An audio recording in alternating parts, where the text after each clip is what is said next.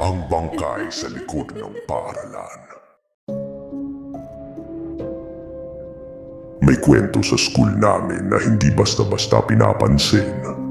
Sa likod ng paaralan, may bangkas na luma at may damo na halos matabunan na. Araw-araw may kakaibang amoy na lumalabas ron. Amoy bulok. Una, iniisip ng lahat na daga lang o baka basura na matagal nang nakatambak.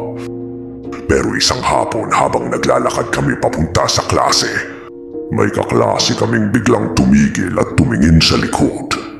Hindi daga to, bulong niya. Amoy tao to. Kinalaunan may kumalat na kwento na minsan daw may nakikita na parang anino sa paligid ng bangkas. Pero pag titingnan mo, wala naman. Kinabukasan, dumating ang mga pulis.